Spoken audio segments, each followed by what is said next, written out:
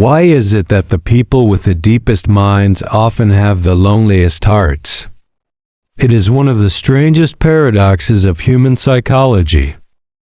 The more you understand about the world, the harder it seems to find someone to share it with. You might have noticed this in your own life. Or perhaps you have seen it in the people you admire most. They are brilliant. They are kind. They are self-aware.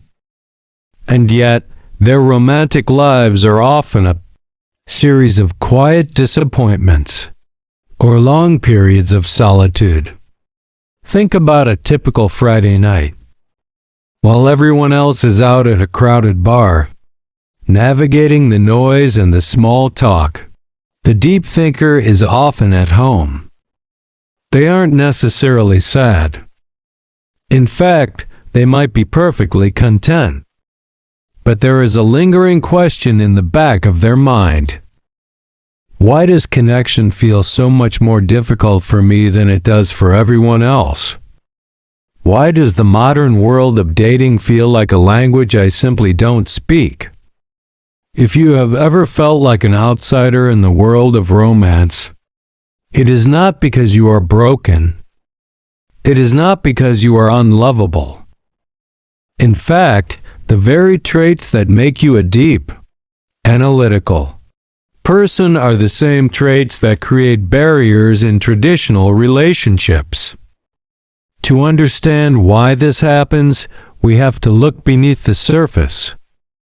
We have to examine the psychological architecture of a mind that refuses to stay in the shallow end. The first psychological reason deep thinkers struggle is their relationship with small talk. For most people, small talk is the social glue that holds a new connection together. It is safe. It is easy. It covers the weather, the news, and the latest television shows. But for a deep thinker, small talk is not just boring. It is physically and mentally exhausting. A deep thinker craves substance. They want to know about your fears. They want to know what kept you awake at 3 a.m. when you were 10 years old. They want to discuss the future of humanity or the nature of the soul. When they are forced to stay on the surface, they feel a sense of profound disconnection. They feel like they are wearing a mask. Because they skip the introductory phases and try to dive straight into the deep end, they often intimidate potential partners. The other person might feel interrogated or overwhelmed before the first date is even over. The deep thinker isn't trying to be difficult. They are just looking for a spark of genuine electricity that small talk simply cannot provide. The second reason is the burden of overanalysis. If you have a deep mind, your brain is a high-powered machine that never truly shuts off. You don't just experience a moment. You dissect it. When a partner sends a text message that seems slightly shorter than usual, the deep thinker doesn't just ignore it. They analyze the syntax. They wonder if the tone has shifted. They look for patterns. This hyper-awareness is a double-edged sword. In a professional setting, it makes you a genius. But in a relationship, it can lead to a state of constant anxiety. Deep thinkers often pre-solve problems that haven't even happened yet. They see a small red flag and their mind immediately fast forwards to a painful breakup 3 years down the line. By trying to protect themselves from future pain, they often stop themselves from enjoying the present joy. They are so busy reading between the lines that they forget to just read the story. The third reason is a high level of self-sufficiency. Psychologically, deep thinkers are often very comfortable in their own company. They have spent years building an internal world that is rich, vibrant, and safe, because they don't need someone else to entertain them or validate their existence. They have incredibly high standards. They aren't looking for someone to complete them. They are looking for someone who adds value to an already complete life. This makes them very picky. They would rather be alone than be in a relationship that feels mediocre. While others might settle for a partner out of a fear of loneliness, the deep thinker views loneliness as a small price to pay for maintaining their integrity. They understand that there is a big difference between being alone and being lonely. And being in the wrong relationship is the loneliest feeling in the world. The fourth reason is the intensity of their emotions. Deep thinkers don't just like people. They fascinate over them. They don't just feel sad. They feel a cosmic sense of grief. When they fall in love, they fall with their entire being. This level of intensity can be beautiful, but it can also be terrifying for a partner who isn't prepared for it. We live in a culture of cool detachment. We are told not to care too much. We are told to wait 3 days to call. We are told to keep our cards close to our chest. The deep thinker hates these games. They are honest, raw, and vulnerable. But in a world that prizes situationships and casual encounters, this depth is often mistaken for neediness or drama. It isn't neediness. It is simply a soul that doesn't know how to love halfway. The fifth reason involves the need for intellectual compatibility. For a deep thinker, the brain is an erogenous zone. They cannot be truly attracted to someone if they cannot respect their mind. Communication is the lifeblood of their relationships. If they cannot have a late-night conversation that challenges their perspective, they will eventually lose interest. This limits the dating pool significantly. It isn't about being elitist or arrogant.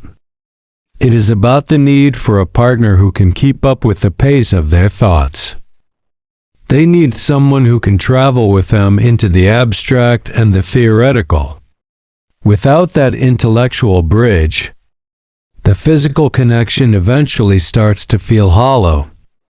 Let's look at how this plays out in a real-life scenario. Imagine a man named David. David is a successful architect with a passion for philosophy and history. He meets Sarah at a gallery opening. Sarah is beautiful, funny, and kind. For the first few weeks, everything is perfect. But then, the deep thinker traits begin to surface. One evening, they are sitting on the sofa watching a movie. Sarah is enjoying the plot, but David is thinking about the underlying themes of the film. He starts talking about how the cinematography reflects the protagonist's internal struggle with mortality. Sarah laughs and says, "David, it's just a movie. Can't we just watch it?" In that moment, a tiny crack forms. David feels a flash of shame for being too much. He starts to pull back. He begins to censor his thoughts. He stops sharing his observations because he doesn't want to seem pretentious. Over the next month, David becomes quieter. Sarah feels him slipping away and thinks he is losing interest. She starts to push for more attention. David, sensing her pressure, retreats further into his mind to analyze why the relationship feels heavy. Eventually, they break up. Sarah tells her friends that David was cold and emotionally unavailable. David tells himself that he is better off alone. But the truth is simpler. There was a mismatch in depth. David wasn't cold. He was just waiting for a partner who would look at the movie and the world through the same complex lens that he did. This pattern reveals a profound truth about human psychology. We are all searching for mirrors. We want to find someone who reflects our internal reality back to us. When you are a deep thinker, your internal reality is a vast, complex landscape. Finding someone who is willing to map that landscape with you is rare. Most people use relationships as an escape from themselves. They want a partner who will help them forget their problems and distract them from the quiet. But the deep thinker uses relationships as a way to find themselves. They want a partner who will help them explore the quiet. This fundamental difference in goals is why so many deep thinkers feel like they are constantly hitting a wall. However, there is a deep insight here that we must acknowledge. If you are a deep thinker, your struggle with relationships is actually a sign of your mental resilience. It shows that you refuse to compromise your soul for the sake of convenience. It shows that you value truth over comfort. Psychology tells us that the most successful relationships are not built on perfection. They are built on mismatch management. Every couple has differences. But for the deep thinker, the goal isn't to find someone exactly like them. The goal is to find someone who is not afraid of the depth. Someone who might not have all the answers, but is willing to sit with you in the questions. We live in an age of speed. Swipe left. Swipe right. Instant gratification. Fast food romance. The deep thinker is a slow-burn person in a fast-paced world. They are a vinyl record in a world of digital streaming. And while the world might tell you that you need to lighten up or stop thinking so much, the truth is the opposite. Your depth is your greatest gift. It is what allows you to experience life in high definition. If you are currently alone, do not see it as a failure. See it as a period of refinement. The time you spend in solitude is not wasted. It is the time you use to strengthen your own foundations. It is the time you use to become the kind of person who can handle the weight of a truly deep connection when it finally arrives. Because when two deep thinkers finally find each other, the result is something that most people will never experience. It is a union that transcends the physical. It is a meeting of minds, a collision of souls. It is a relationship where silence is comfortable and conversation is infinite.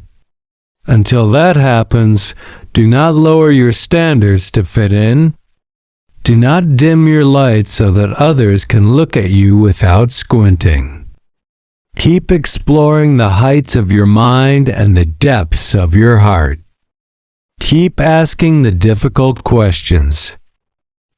Keep refusing to settle for the shallow end. The loudest sound in the human experience is not a scream. It is the silence of a deep mind that has finally found someone who understands. Wait for that silence. It is worth every moment of the wait. The world needs people who think deeply. And more importantly, the world needs people who love deeply. If you are one of them, hold your head high. You are not difficult to love. You are simply a rare treasure. And treasures are never found on the surface. Thank you for spending this time with me. If these words resonated with you, it is because your mind is reaching for something real. Trust that instinct. Protect your peace. And never apologize for the depth of your soul. I will see you in the next exploration of the mind.